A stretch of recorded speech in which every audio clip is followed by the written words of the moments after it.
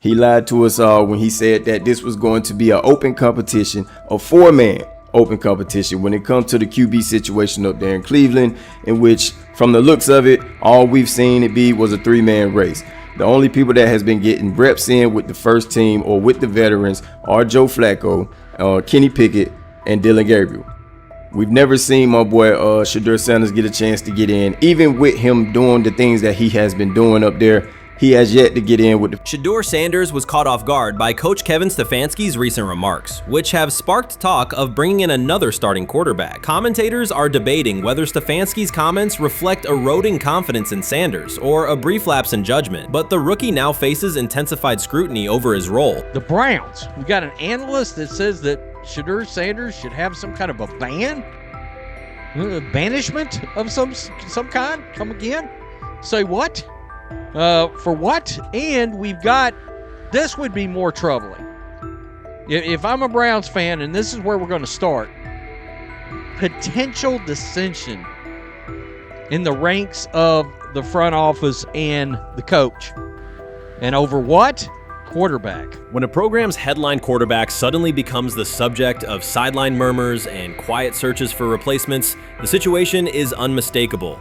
It's a breach of trust. Shedeur Sanders, the passer who put Colorado back in national conversations with his production and profile, has just received a clear message that his job security is in question. Coach Kevin, the assistant previously considered to be in Sanders' corner, made remarks that ignited speculation about changing quarterbacks. Fans, analysts, and even Deion Sanders are now reassessing the team's unity and its true plan for the position. The comment was no accident. It was a deliberate signal that the staff may soon elevate a backup. For perspective, Shedeur Sanders did not step into ideal conditions last season. He was sacked so often that Colorado could have dedicated a locker to every opposing edge rusher who reached him. Could I possibly go to bat for Kevin Stefanski as a great head coach? No, I couldn't. Could you go at bat against him, saying he's a horrible head coach? No, I can't. I think that's why we fall in the middle. I think that's why in a lot of these discussions, and that's why a lot of the rankings, you see him right now in that 15 to 20 range, somewhere in that middle pack of NFL head coaches. I've said earlier, Kevin Stefanski has already been given more head coaches than any coach I've ever seen in Cleveland.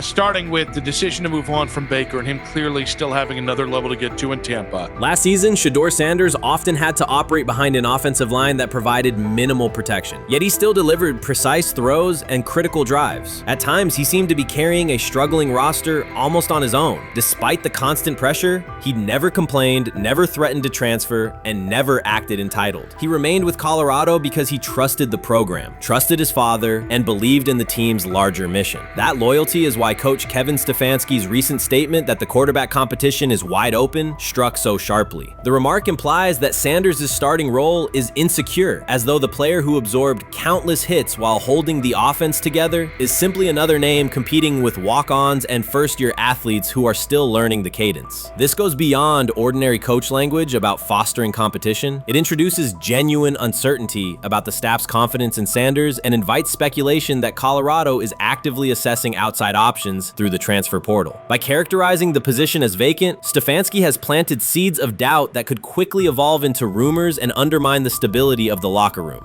I'm sorry, but when it comes to quarterback, I'm going to defer to my head coach, generally speaking, especially one with Stefanski's track record and how he's viewed across the league. So this is interesting because it tells you Kevin Stefanski's not a Shedeur Sanders guy. And it also tells us who made these picks. Exactly. The Cleveland Browns made a rather awkward decision in the NFL draft, opting to take quarterback Dylan Gabriel in the third round, well before he was expected to fly off the board. Then 2 rounds later, the Browns took fellow quarterback Shedeur Sanders. So what exactly is going on? Discussion has begun about whether Colorado is actively evaluating another quarterback and preparing for life after Shedeur Sanders. Analysts are debating whether Coach Kevin's move is calculated strategy or a misstep that jeopardizes team stability. Sanders remains a top NFL prospect, Deion Sanders' son, and the program's public face. His highlights dominate social media and his jerseys outsell the team's victories. Yet he is once again being asked to reaffirm his position. The issue is more than routine roster management. it intersects with the family dynamics that shape the program. By portraying the quarterback job as open, Coach Kevin signals to both Shedeur and Dion that the staff is willing to move on despite Sanders' stature. For Shedeur, sitting through film sessions while hearing talk of potential replacements adds an unwelcome layer of uncertainty to an otherwise proven resume. The decision may reflect a desire for a quarterback with a different profile, perhaps someone more mobile and system-oriented, rather than a dismissal of Sanders' accomplishments. They have never loathed college football itself. They have resisted the people determined to reshape it. When Deion Sanders, black, direct, unapologetic, walks into a room of power brokers and speaks with authority instead of deference, critics recoil. During his playing days, they complained about celebrations and gold chains. Now that he is a head coach, mentor, and father, they label him something more polite, but just as dismissive, a problem. At Big 12 Media Days, Sanders addressed the accelerating chaos of the name, image, likeness market. He said college football needs a salary cap, not to hobble players, but to impose order on a system that showers unproven freshmen with seven-figure promises while the rest of a roster hunts for scraps. He called the situation unsustainable. Within hours, ESPN commentator Paul Feinbaum branded him a hypocrite, arguing that Sanders profited from NIL at Jackson State and now wants rules only because his most marketable athletes have moved on. The accusation spread quickly because it fit a comfortable storyline. Outspoken black coach gains from change, then protests when the advantage disappears. That framing ignores context. Sanders never criticized players earning money. At Jackson State, he urged corporate sponsors to partner with athletes who had been invisible to major brands for decades. What he wants now is stability, standardized guidelines, basic financial literacy, and roster balance that prevents locker rooms from fracturing over uneven payouts. When other coaches, Nick Saban, Dabo Swinney, Lane Kiffin, voiced similar concerns, they were praised for foresight. When Sanders spoke,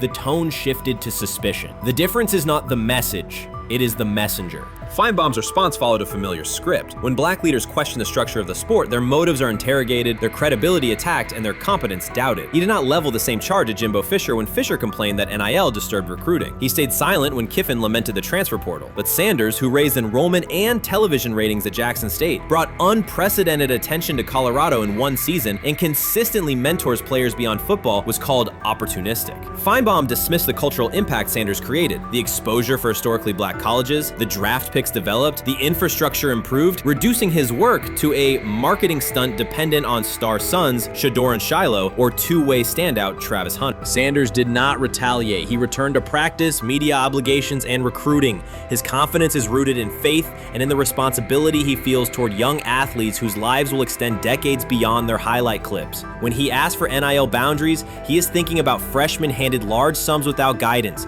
families unprepared for sudden wealth, and programs that abandon kids once production stalls. He has watched that cycle from the inside. He wants protections, not restrictions. Critics predicted Colorado would fade once Shedeur and Hunter leave. Instead, Sanders signed blue-chip quarterback G.J. Lewis and a wave of transfers eager to join a program that values personal growth as much as on-field wins. Recruits see a coach who challenges the status quo, who places black culture at the program's center without apology, and who will remain visible when social media buzz cools. They recognize that Sanders does not chase attention, attention follows his results. Media outlets reduced the upcoming Buffalo season to a win total prop. 6 victories, give or take. Sanders is playing a longer game. He wants to show young athletes, especially black athletes, that they can lead authentically, speak with conviction, and refuse to shrink for access. Success measured only by the scoreboard misses the point. If Sanders builds men who graduate with financial literacy, self-confidence, and community awareness, he will consider the mission successful, even if Colorado finishes with 5 wins instead of 10.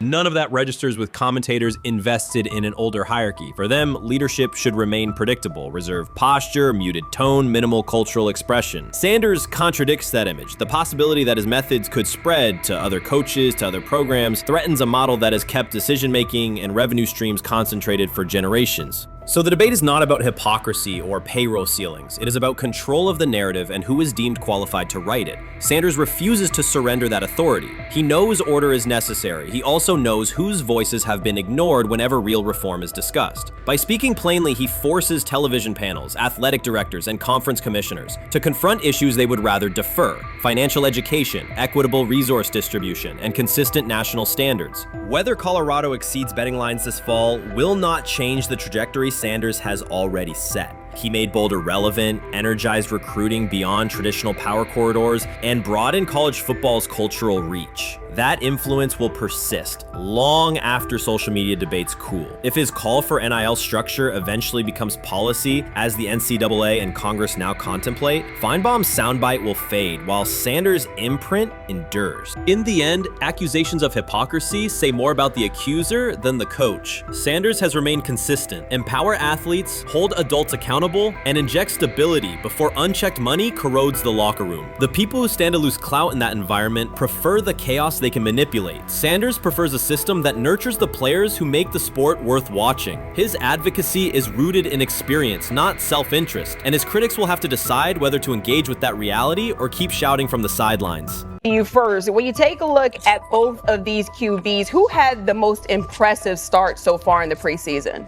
Well, to me, it was Shedeur. I didn't see any interceptions when he was out there. Didn't see anything like that. I mean, don't get me wrong. I don't think Dillon Gabriel did a bad job. I was impressed with the brother, but I'm going to go with Shedeur. You know, the pressure was on him. The spotlight was on him. Stephen A. Smith didn't just call out Dillon Gabriel. He held him accountable and made him rethink his comments. The moment Dillon Gabriel spoke and went after Shedeur Sanders, it wasn't a minor slip. He crossed the line and stepped directly into Stephen A. Smith's wheelhouse. And Smith answered with a clear, direct response that left no room for misinterpretation. The comparisons were emanating from the media more so than anybody else. And that's what I think, that's exactly who I think he was directing his comments towards. Having said that, Dillon Gabriel, respectfully, it was stupid. A very dumb comment to make. First of all, let me tell you something right now. In every walk of life, far beyond the parameters of a football field. This wasn't casual sports commentary, it was a decisive critique. Dillon Gabriel's comments were taken apart by Stephen A. Smith with clear, direct points. Gabriel, a quarterback with solid stats but limited top-level achievements, chose to take a public shot at Shedeur Sanders. Shedeur, who has handled sustained media scrutiny and on-field expectations, became the target of an unnecessary criticism. Smith responded by challenging Gabriel's standing to make that claim, and by defending Sanders on the facts. The outcome was clear. Gabriel overreached, and Sanders didn't deserve the hit. Dan Orlovsky would sit up here in comparison to Shedeur Sanders, who did no such thing, and say, hey, thought he looked better.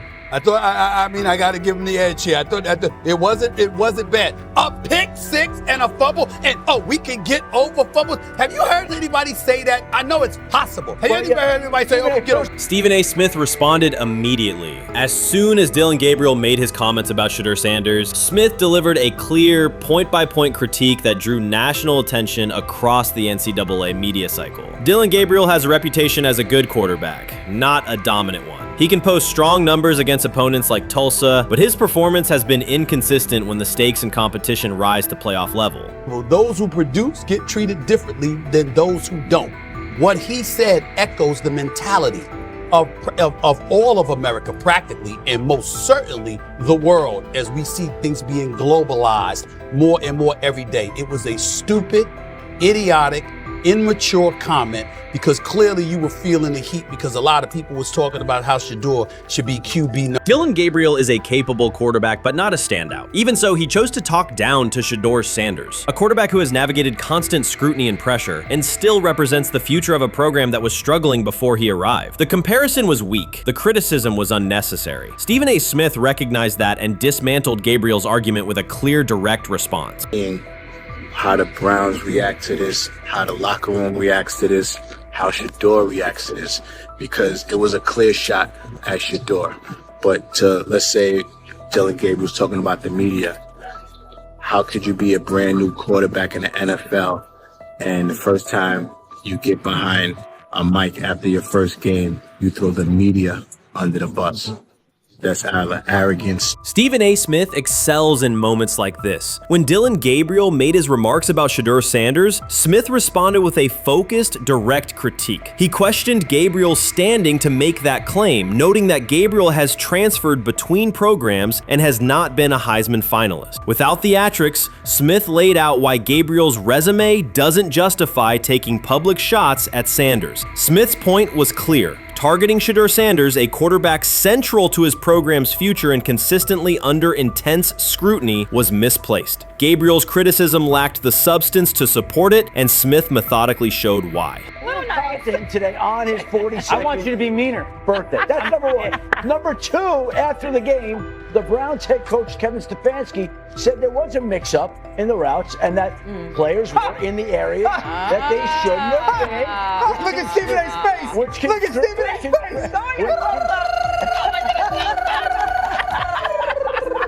Look at his face.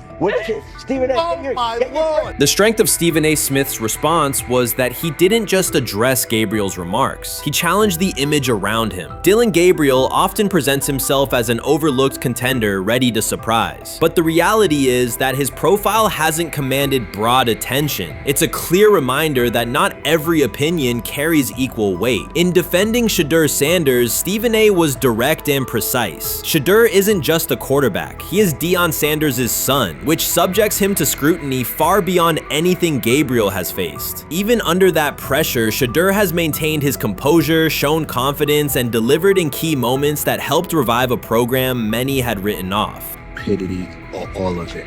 I thought it was a clear shot at Shedeur due to the fact that his Oregon coach threw a shot at Coach Prime and Shedeur during their meeting at Colorado last year.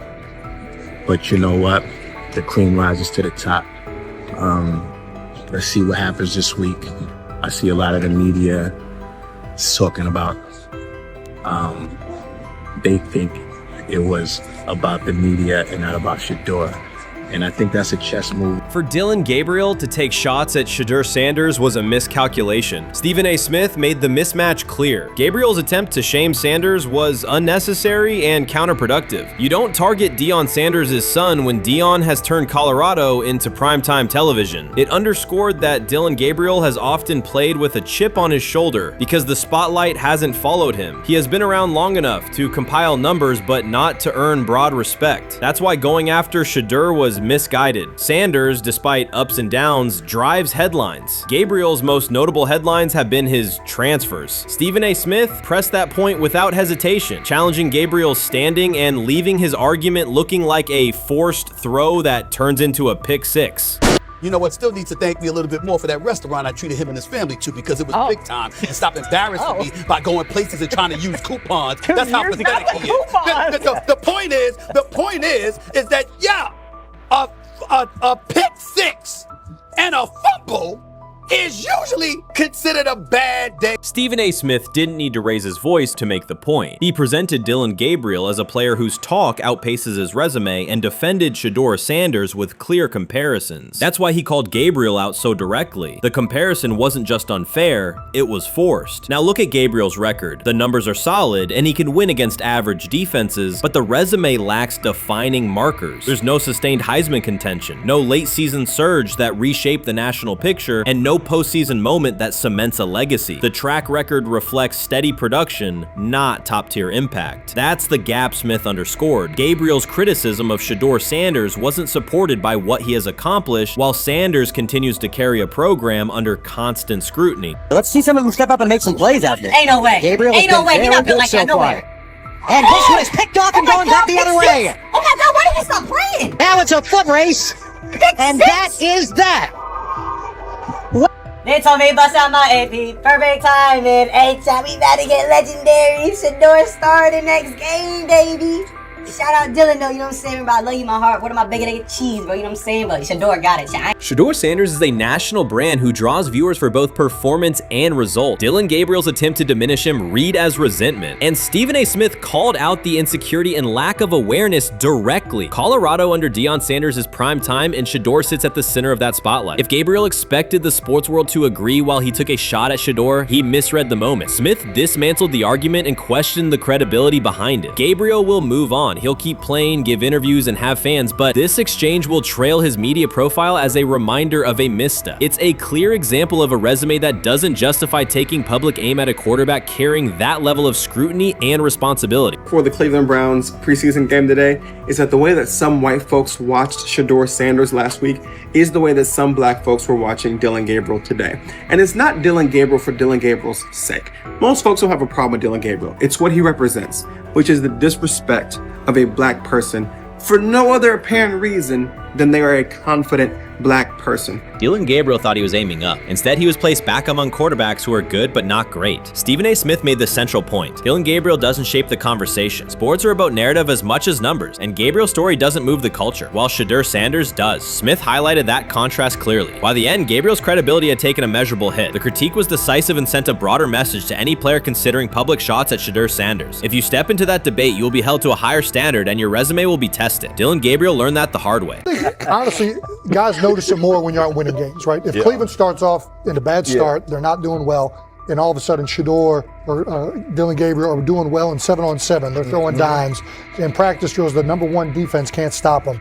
People take notice of that, and the more that the players see it, they're gonna then the comments start happening over the lunch table. They start happening throughout the building, and that's when the pressure really will get severe. The Cleveland Browns were focused on resolving their quarterback situation until Jason Kelce made pointed comments that triggered a strong reaction from ownership. The response inside the organization was immediate and intense. What exactly did Kelce say that has the dog pound on edge and the front office under pressure? We've seen that miserable game by the Cleveland Browns. So they throw Joe Flacco in there, and I like Joe Flacco. He did good, but they gave him the resource of all the first-team guys. Then they throw Dillon Gabriel in there with first teams and second teams. So Dillon always is getting protected. The same thing again, they gave this scrub max protection on every play. Yeah, he completed some passes, but let's talk about his mistakes. He's still inconsistent with his throws, but he at least had max protection. The Cleveland Browns continue to be defined by inconsistency and avoidable setbacks. Even as fans hoped the organization had turned a corner, Jason Kelce, fresh off retirement, offered a direct critique that reignited doubts about the team's direction. His remarks implied the franchise's structure and decision-making remain unstable and recent progress may not hold. The takeaway for leadership is straightforward. Identify core issues, align on a coherent plan, and execute with discipline. For supporters, it's another sign that the problems run deeper than a single season. They throw Shedeur Sanders in there with the lowest cab drivers you couldn't even get on 5th Street. And I'm pissed off, bro, because the play calling was abysmal. Look, even if you don't like Shedeur didn't even get a chance to be trash.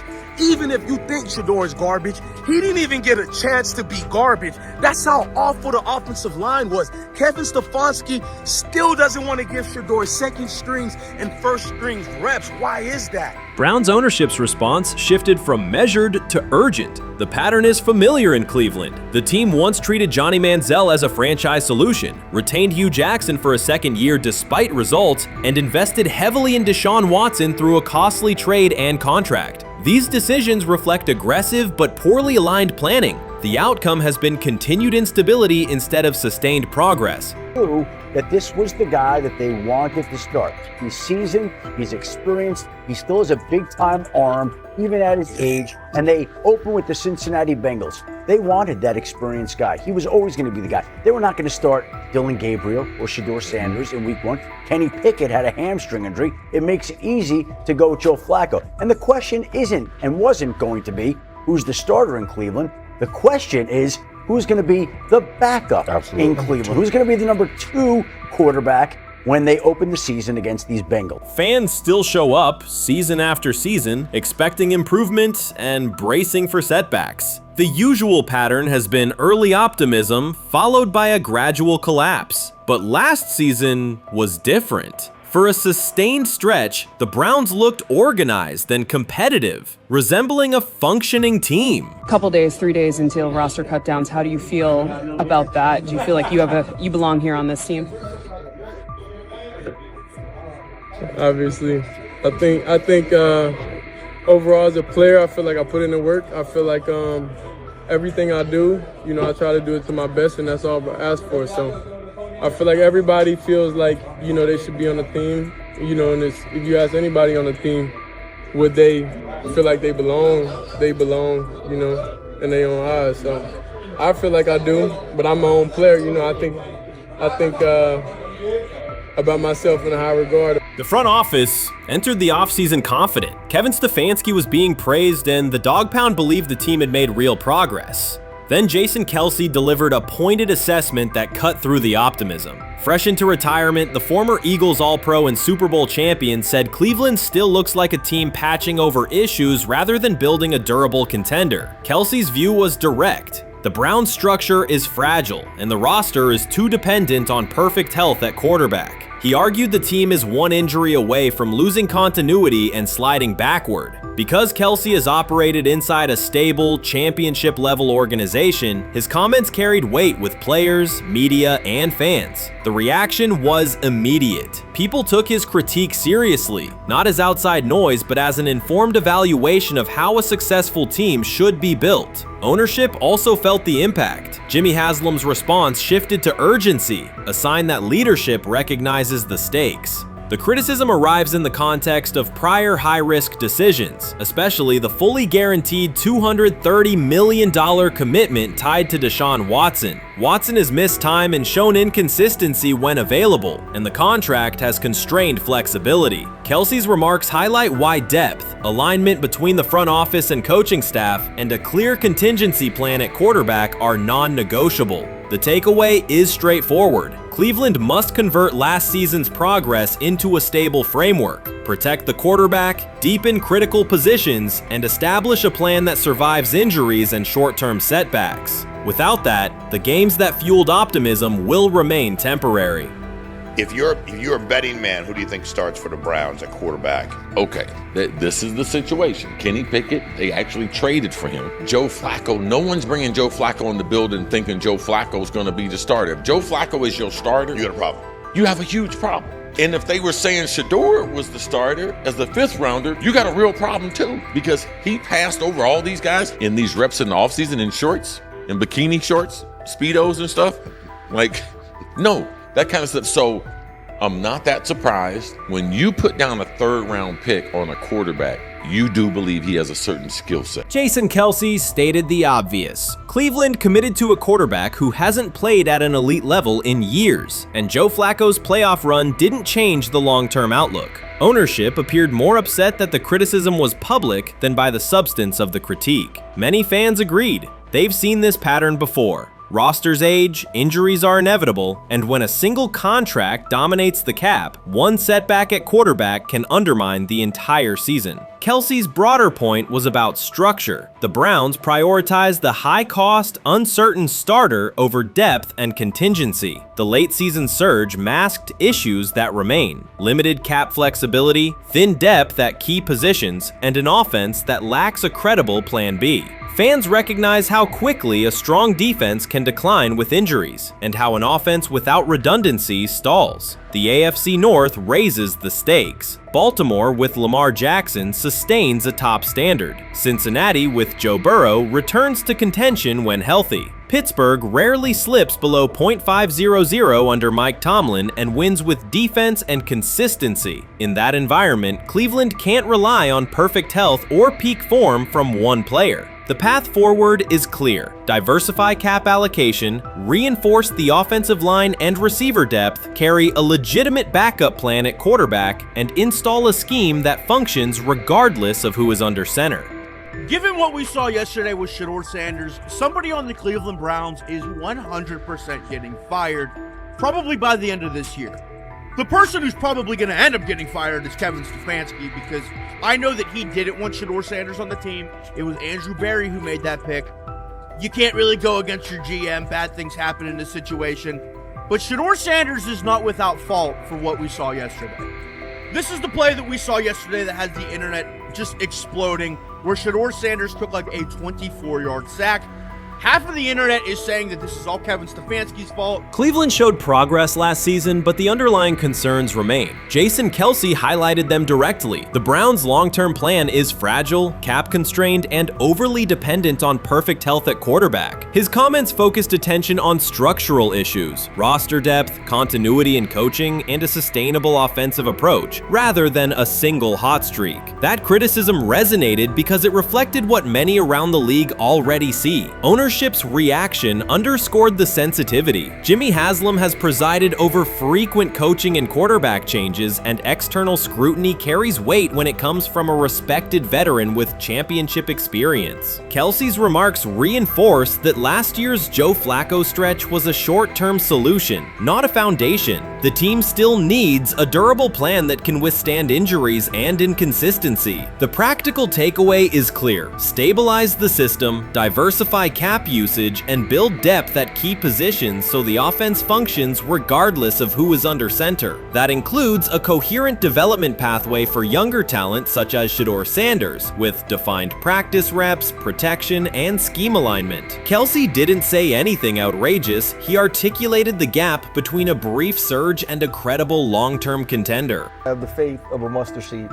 Right, because this is the greatest resurrection since Jesus the Christ. Right, like at some point, Joe Flacco was thinking about getting into TV. Yeah. Right, Joe Flacco didn't have a job, and then now you not only come back and start for the Cleveland Browns late in the 2023 season, but they came back around to you. You're now the day one starter for a franchise that just 2 years ago was in the playoffs. The Browns' quarterback situation remains unsettled. Deshaun Watson was expected to be the long-term answer, but injuries and inconsistent play have prevented him from reaching an elite level. When the team turned to Joe Flacco after Watson's season deteriorated, Flacco immediately lifted the offense and produced results that highlighted the gap between expectations and reality. That a 39-year-old late addition could outperform a $230 million starter was not just a short-term surprise, it raised fundamental questions about roster construction and evaluation. Quarterback depth has been fragile, and the late-season surge masked broader structural problems. Jason Kelce's remarks made that clear. Cleveland is vulnerable if the starter is unavailable, cap flexibility is limited, and the offensive plan lacks a stable contingency. His critique drew attention to leadership and planning as much as on-field performance. Jimmy Haslam's strong reaction reflects the pressure on ownership. The organization has promoted a message of stability and progress, but Kelce's assessment suggested those gains are not yet durable. The path forward requires a realistic approach to the cap, a credible backup plan at quarterback, and a system that holds up regardless of personnel. Shedeur Sanders doesn't ask for excuses. He hasn't blamed limited reps, patched together receiver groups, or fourth-string offensive linemen struggling against Cleveland's second-team defense. He shows up, works, and demonstrates why he belongs. On day 3 of Browns training camp, for the first time since OTAs, he finally received something close to a fair opportunity. He lined up with the second unit during an 11-on-11 period and made the most of it. In 8 plays, he did what he typically does when given a chance. He executed. He went 2 for 2 on a quick series, finishing with a decisive throw to tight end Blake Whiteheart that immediately caught the sideline's attention. There was no hesitation in his drop, no unsettled feet, and no panic. Just firm, accurate timing and clean operation. It raised an obvious question. What has taken so long for the Browns to evaluate him with a functional group?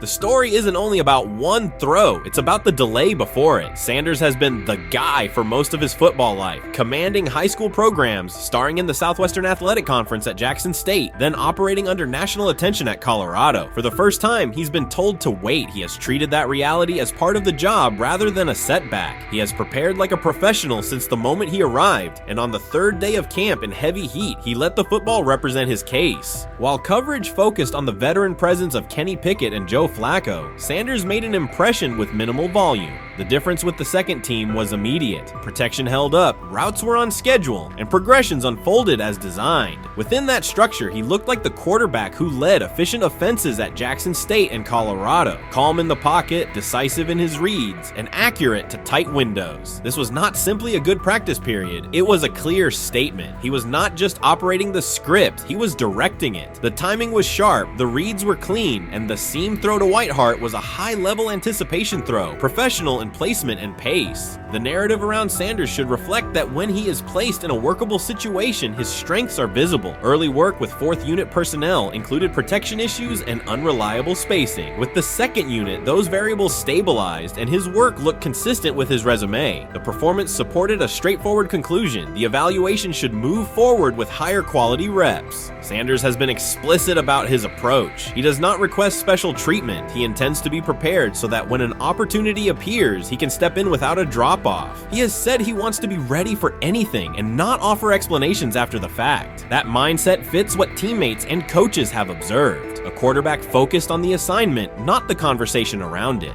The conditions were demanding: relentless sun, heavy humidity, and a practice tempo that stressed decision-making. Many players fatigued as the session wore on. Sanders did not show signs of rushing reads or forcing the ball. He managed the pocket, reset his base when necessary, and continued to deliver on time. The path he has taken, HBCU starter in the SWAC, then Power 5 starter under constant attention, has prepared him for compressed evaluation windows. He has been under scrutiny for years. The heat did not change his process. He moved defenders with his eyes, anticipated breaks, and stepped into throws with balance. The crowd was not chanting his name, and there were no ovations. That was irrelevant to the task. He is focused on the locker room and the staff, and he is building credibility the same way he did at previous stops, by being reliable when the ball is snapped. Quarterbacks coach Bill Musgrave has emphasized ignoring external noise and keeping attention on install, footwork, and timing. Sanders is familiar with the dynamic. He has been followed by cameras and commentary since his early teens. He has experience living with attention and still adhering to routine. Under heat, with a narrow set of snaps and multiple decision points, he stayed composed and effective.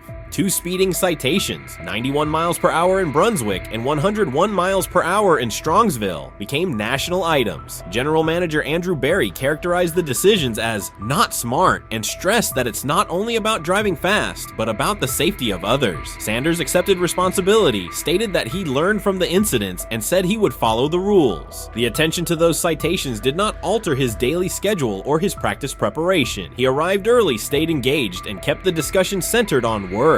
Away from the field, he spent time at Rainbow Terrace in Cleveland after a significant apartment fire, distributing supplies and checking on families affected by the incident. There was no formal media rollout around the visit. It was an instance of direct engagement with the community without publicity attached to it. That reflects the same approach he shows inside the building. Do the work first. Sanders treats each rep as if it might be his last for the day and his only chance to show a specific element on tape. He prepares for protections, cadence variations, route adjustments, and timing with a level of detail that compresses the learning curve. When he is not under center, he studies coverages from the sideline, charts plays, and reviews video before and after practice. He writes down the next day's calls so he can anticipate checks. He has reference using virtual simulation tools to replicate snaps he does not receive physically. That is not a passive stance. It is an active attempt to reduce the distance between classroom and field. He is building relationships across the roster, not just with projected starters. He communicates with defensive backs to understand what they see and how they react to certain stems. He spends time with offensive linemen to align on cadence and protection calls. He connects with newer players away from the facility so that communication improves in practice. That is practical leadership, consistent, low visibility work that becomes obvious when the ball is snapped and the operation is smooth.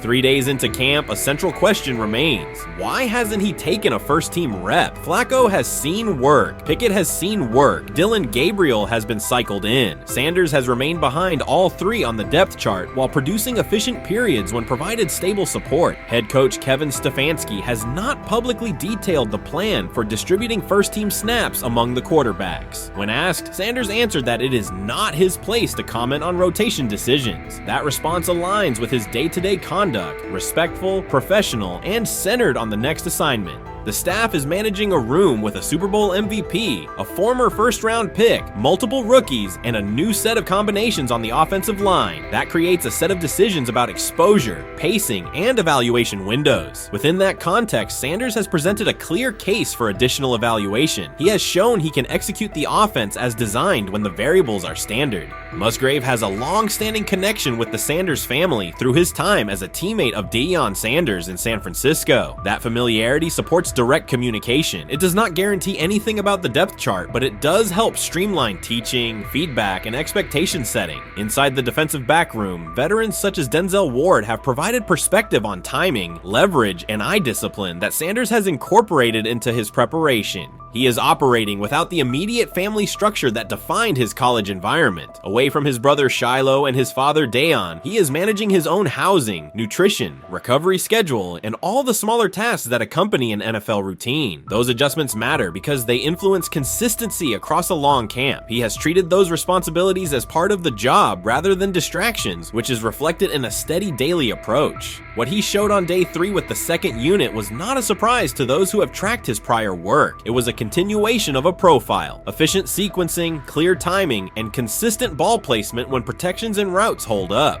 The 8-play period was short, but it was enough to reinforce the point. He doesn't need a large sample to demonstrate baseline operation. He needs a fair sample to test ceiling and adaptability. There is also the matter of perception. Public attention concentrated on the speeding tickets and the general manager's response. Less attention fell on the preparation, the efficient period with the second team, or the community engagement at Rainbow Terrace. That imbalance is common in training camp narratives. Sanders has handled it by keeping his answers simple and his focus on football. He has not tried to redirect the conversation. He has done his work and waited for additional reps. The objective next step is straightforward: expand the evaluation with higher unit personnel and standard opponents. That does not require a complete reshuffling of the depth chart. It requires allocating a defined sequence of first-team snaps so that timing with starting receivers and protections with starting linemen can be measured on tape. The staff can then compare operation speed, accuracy under pressure, red zone decision-making, and 2-minute mechanics against the other quarterbacks. That is the most direct way to clarify the competition. None of this dismisses the experience or track records of the veterans in the room. It emphasizes that the purpose of camp is to test assumptions with current performance. Sanders has provided enough evidence with the second unit to justify a broader look. He has shown that the pace of his feet matches the pace of his eyes, that he can hold safeties with his shoulders, and that he can drive intermediate throws without float. He has also shown discipline to take the clean completion rather than force the vertical shot when leverage dictates otherwise. Every day, he has addressed the controllable items: meetings, note-taking, install recall, cadence management, and post-practice review. He has not asked for public guarantees. He has asked for an opportunity to compete on comparable terms. The 8-play sequence with the second unit was a small but clear example of what he can do when those terms exist. The staff's communications have been measured. Stefanski has not laid out a schedule for first-team rotations publicly. Barry addressed the speeding incidents directly and emphasized standards for decision-making off the field. Sanders accepted the criticism, adjusted his behavior, and moved forward. Those are the relevant facts. What remains is a football evaluation that can only be completed by giving him snaps with the top group and measuring the results. If that evaluation occurs and he performs at the level he showed with the second unit, the conversation will shift from potential to placement. If it does not occur, the question will persist through camp. Why not test the full picture? Sanders has built a case based on preparation, poise, and execution. He has demonstrated leadership by building relationships across the roster. He has shown maturity in handling external issues directly and moving on. He has given the staff reasons on the field and in the building to continue the process.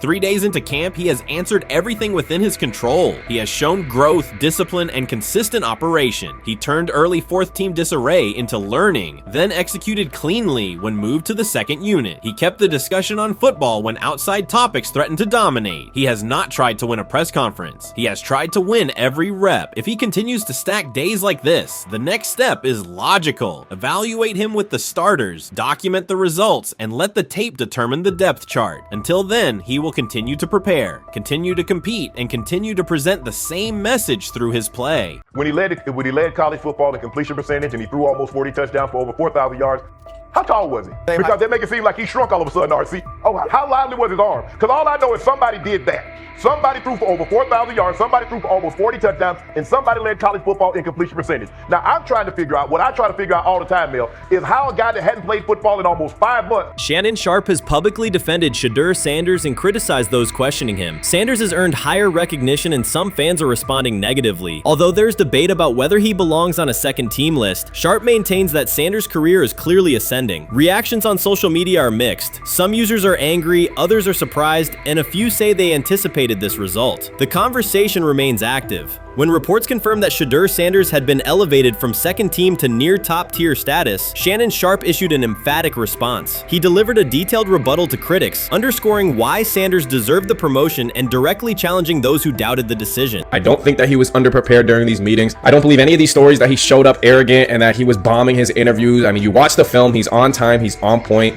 You watch his interviews, he answers like a 10-year NFL veteran. Like, he's clearly dominating OTAs. It's every single day there's a new report of how well he's doing for the Browns in OTAs. And I mean, you can say what you want, it's just OTAs. Okay, if that's your new narrative, then he's doing exactly what he needs to be doing. He's on point, he's on time, he's getting the respect of his teammates, and he's making plays. So we're gonna see years down the line, something's gonna come out that I don't know what exactly it was, but something will come out. Critics have been waiting for an opportunity to dismiss Sanders. They labeled him overrated, accused him of benefiting from nepotism, and claimed his profile came only from his last name and polished image. Within their own echo chamber, they cited every game in which he fell short of huge passing numbers as validation of their doubts. Since Sanders has begun receiving formal recognition, criticism has escalated. A wave of self-appointed analysts is dissecting his throwing mechanics and team role, and many online commentators now argue that his promotion reflects deeper problems within the sport. Shannon Sharpe rejected each criticism directed at Shedeur Sanders. During the broadcast, he turned a routine segment into a detailed examination, acting as presenter, interrogator, and fact-checker. Sharpe walked viewers through game film, season statistics, and scouting reports to show why Sanders merited his recent promotion. Whenever a panelist claimed Sanders had not earned the role, Sharpe countered with completion percentages, efficiency ratings under pressure, and documented late-game drives that changed outcomes. He stressed that the backlash was driven less by on-field evidence and more by reluctance to revise earlier opinions. Sharpe argued that critics were upset not because Sanders lacked qualifications, but because his progress contradicted their initial narrative. By the end of the discussion, Sharpe had moved past simple defense and reframed Sanders as a clear example of performance-based advancement, demonstrating that early predictions can be wrong. Never heard of no Dylan Gabriel or Tyler Shock. What the hell is that? So how is Shedeur Sanders going behind them? I'll tell you how. Collusion. 4 different times they passed on him. How the hell does that happen? 4 rounds. It doesn't happen to a quarterback. We've never seen anything like this before. Shedeur Sanders with the watch. Shedeur Sanders with his bravado. Shedeur Sanders with this supposed arrogance or whatever. Shedeur Sanders' advancement did not happen by chance. While detractors questioned his resume online, he continued to prepare, attend every practice, and deliver accurate throws under pressure. The contrast between his output and the complaints directed at him has been stark. Some critics even argued the selection committee was, quote, biased toward performance, as if rewarding strong play were improper. Rumors quickly followed. Certain commentators speculated that a public relations push from the Sanders family must have influenced voters, suggesting everything from coordinated media strategies to alleged favors for coaches. None of these theories addresses the basic point. Sanders earned his promotion through consistent production, poise in the pocket, precise ball placement, and efficient decision-making. Shannon Sharpe highlighted these facts during his response. He noted that Sanders' performance metrics justify the recognition and emphasize that resistance to the move stems more from prior prejudice than from substantive evaluation. For Sharpe, the goal was clear: present the data, challenge unfounded claims, and correct the narrative. The discussion, therefore, became a broader statement about acknowledging merit and abandoning outdated assumptions. Colin Cowherd defend college basketball coaches who have gotten a DUI, come to their defense and say they didn't need to be fired, that they deserve a second chance. But Shedeur Sanders drives 40 miles over the speed limit, gets a one-on-one ticket, and Colin Cowherd comes on his show today and says he's out on Shedeur Sanders. He's seen enough. He can't support him anymore.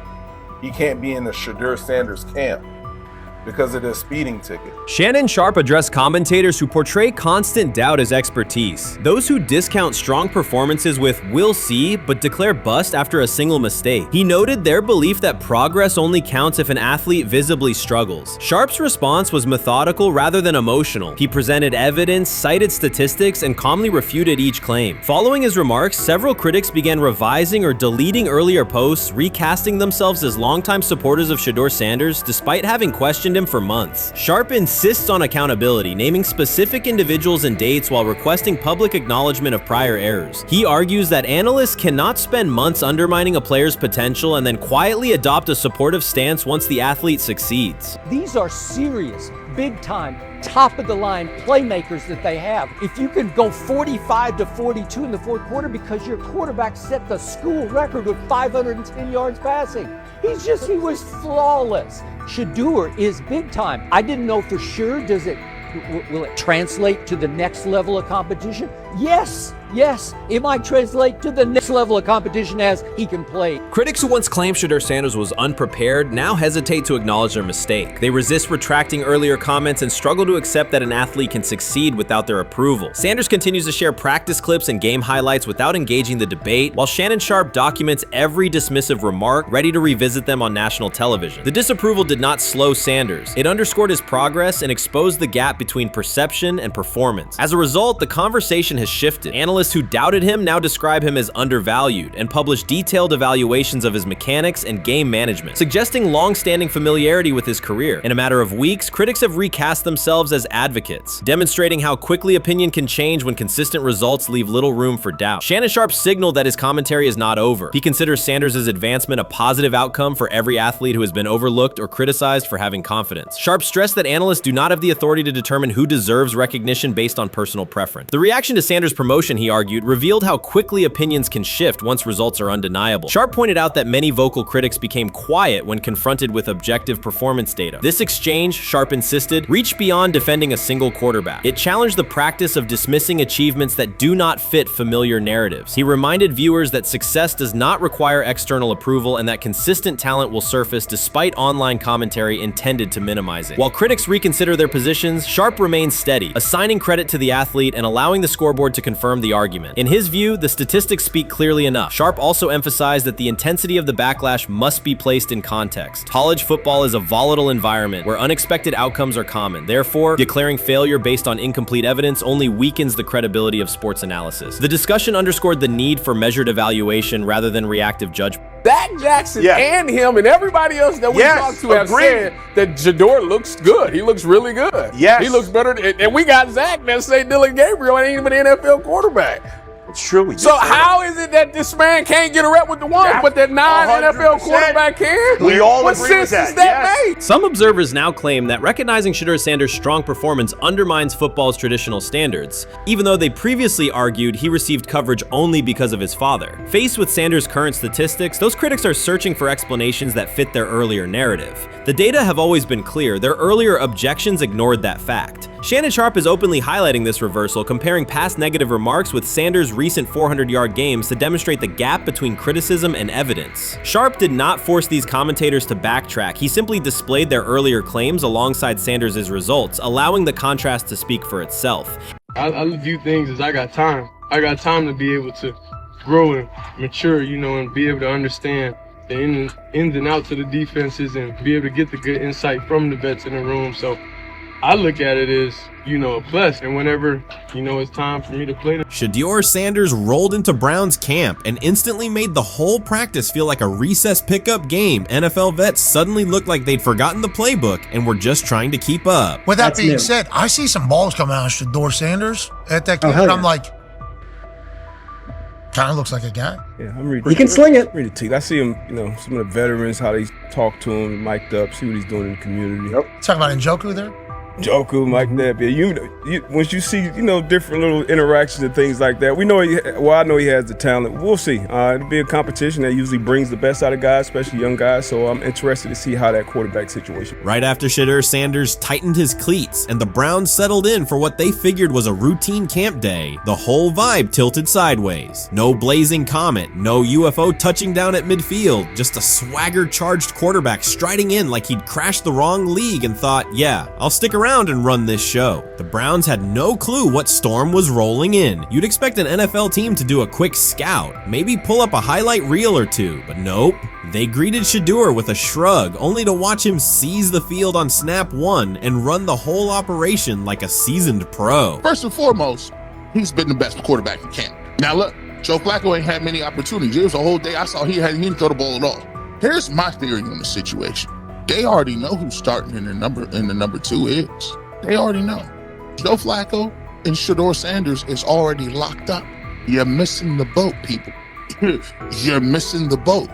Your boy, Kenny Pickett and Dylan Gabriel, oh, they're fighting. Shedeur didn't merely clock in, he hijacked the session. One moment he's loosening his arm, the next he's roasting veteran QBs like faded names on busted draft boards. Defensive coordinators everywhere had the same gut punch reaction. Uh-oh. His pocket poise? Straight disrespectful. His timing? Psychic. And every pass left his hand like it was laser guided to its mark. While Shedeur Sanders was slicing up routes, the Browns secondary looked less like an NFL backfield and more like a gaggle of dads sprinting through a Saturday fun run. Big on enthusiasm, short on closing speed. Coaches fought the urge to slam the emergency horn. Players traded wide-eyed, "Are we serious?" stares, and someone even double-checked that a hidden camera crew wasn't about to pop out of the tunnel. But nope, this was pure Shedeur. Half cold-blooded surgeon, half highlight factory. He wasn't dropping a casual "I'm here," he was crafting a masterclass. From the first rep, the tempo changed. Shedeur Sanders accepted the snap with steady footwork, diagnosed the Browns' single high shell, and delivered a tight window seam route that forced the free safety to recover late. Throughout the period, he manipulated leverage with quick shoulder fakes, moved through full field progressions, and released on time from a balanced base, consistently putting the ball on his receiver's upfield shoulder. Cleveland's coverage struggled on multiple fronts. Safeties hesitated between deep half responsibilities and underneath support, creating voids at 15 to 20 yards. Cornerbacks and off-man were caught in trail position when Sanders used rhythm throws on 3-step drops, while those who tried press technique had their inside hand neutralized by his receivers' outside releases. Linebackers widened to match shallow crossers, leaving the middle hook unguarded for pivot routes and option digs. One corner attempted a line of scrimmage jam. Sanders immediately adjusted the route to a back shoulder fade, releasing the ball before the break and rendering the press ineffective. Over the session, he showcased pocket discipline, reclimbing to maintain throwing lanes rather than drifting, and finished with a series of anticipatory throws against cover 2 cloud, fitting vertical outs between the flat and deep half defenders. Sanders' combination of rapid post-snap processing, precise ball placement, and pocket efficiency exposed coverage mismatches at every level and highlighted communication gaps in the Browns secondary. By mid-session, the Browns defensive staff clearly recognized their calls were outmatched. Every adjustment, a roll to cover 6, a simulated pressure, a late rotate to 2 high, was neutralized once Shedeur Sanders confirmed the post-snap picture. Routes that had taken weeks to script were beaten by timing and location. Comeback set at 12 yards broke open before the corner's transition. Slot seam outs dotted the void between the flat and deep half defender, and boundary receivers beat press with quick hand techniques, receiving the ball before the trail man could recover. Sanders' command was methodical. He used cadence to freeze plug blitzes, re-ID'd the mic when linebackers sugared the A-gaps, and maintained a firm base so he could reset and fire without resetting his feet. His receivers benefited from that rhythm. Top of the stem, eyes back, ball delivered on their upfield shoulder, allowing immediate transition to YAC. The Browns front tried a late stunt to compress the pocket. Sanders climbed 2 steps, re-spotted the shallow crosser, and delivered in stride, turning a potential sack into a 20-yard gain. What stood out most was how little ramp-up Sanders needed. From his first series, he processed full-field concepts at tempo, cycling through progression reads without hitching. The poise under interior pressure, consistency in ball placement, and ability to manipulate zone defenders left the Browns' coordinated disguise packages ineffective and forced them into static coverage by the end of the period.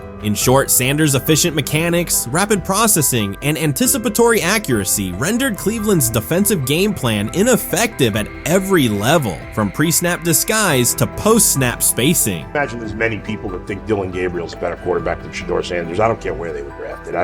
If the Browns are the one team that thinks that, then I'm going to suspect it's not true. They don't know what. Listen, I've been on every quarterback evaluation for 30 years. Right. I never root against anybody. Yeah. But I'd be surprised if Dylan Gabriel's ever a legitimate starting quarterback for the Cleveland Browns. I'd be surprised. I just don't think. Well, then it is a wasted pick because you took him in the top 100. Yeah, but potentially. Yeah. may get away with it because of Shedeur. An edge rusher chirped at Shedeur Sanders between snaps, hoping to shake his rhythm. On the very next play, Sanders answered with a 30-yard laser, a deep dig from the boundary side that split the single high safety and the trailing corner. He hit the top of a 5-step drop, kept a firm base, and delivered on time to the receiver's outside shoulder, turning what should have been a routine rep into a sudden change explosive. From that moment on, every coverage wrinkle the Browns tried, rotating from cover 3 to quarter half, flashing a Tampa 2 shell, mugging both A-gaps, was met with a precise counter. When corners pressed, Sanders adjusted the route to a back shoulder fade. When safeties widened, he checked to a glance post. When linebackers bailed, he found the running back on a delayed option out of the backfield. Even late simulated pressures couldn't move him off his spot. He simply climbed, reset his feet, and fired. As Cleveland's defenders rotated through checks, Sanders manipulated them with cadence and eye discipline. He froze weak side safeties long enough to create intermediate windows, then feathered the ball into those lanes before help could arrive. When the Browns finally dropped 7 and matched every route, Sanders tucked the ball and converted 2 separate 3rd and 6 situations on the ground, reminding everyone that his mobility is as calculated as his arm. By the end of the session, the defensive coordinator's call sheet looked obsolete. Sanders had neutralized blitz looks, exposed spacing issues in zone, and forced the unit into static base coverage just to survive the period. It wasn't a camp drill anymore. It was a clinic on timing, processing speed, and controlled aggression, delivered snap after snap by a quarterback who never needed a warm-up lap to own the field. They never planned on taking him. The problem is, like Ocho Cinco said, you got somebody that has endeared himself to the locker room. And guess what? The difference between him and Tim Tebow, the biggest one, is he can play. He can throw the ball. Tim Tebow running around being an H-back, he can throw the ball. And he's done everything he needs to do. He ain't saying nothing. He ain't rocking the boat. He ain't mad about the reps. He ain't mad about none of that. All the people out there want to see is this, like Tyler said earlier. We want to see what he can do with Jerry Jeudy. That's it. I want to see what he can do with David Njoku. I want to see him with Junkins. I want to see him with the first running backs. If you are cooking, if you are beating down the doors with the 3s and 4s, guess what? You deserve more. From the first team period on, Cleveland's secondary looked a step slow. A deep third safety hesitated on a post-snap rotation, leaving Shedeur Sanders free to climb the pocket and fire a 22-yard out that arrived before the defender could plant and drive. The supporting cast around him, players fighting for roster spots, not Pro Bowl invites, benefited from his command. Sanders used tempo to control the defensive front, altered protections at the line, and located throwing lanes so quickly that one receiver didn't register the catch until he crossed the goal line. As the Browns tried new personnel groups, coverage busts multiplied. Starters slipped out for hamstring stretches while rookies rotated in, only to find the ball arriving on their blind side before they'd completed a midpoint squeeze. On a later 3rd and long, Cleveland finally closed the interior rush lanes, compressing the pocket with 3 defenders. Sanders pivoted through the traffic, stepped into a narrow escape window, and, without resetting his shoulders, whipped a no-look pass to the boundary curl for a fresh set of downs. The throw turned a potential sack into an explosive play and left the coaching staff scrambling for answers. The people who are fascinated by Shedeur for whatever reason, whether it's his play, I guess, last year was kind of fun. If you're just like a guy who grew up like loving Deion Sanders and passed that love on down to your kids, I can see why you're like that. The one thing I will give them is you're looking at this quarterback room. If you're a fan of Shedeur and say, why can't he go beat Dylan Gabriel or Joe Flacco or Kenny Pickett? So I do understand that part of it, right? Because why not? Why couldn't he be a Brown starter in October or November? That looks like a quarterback room where everyone will get a chance to start.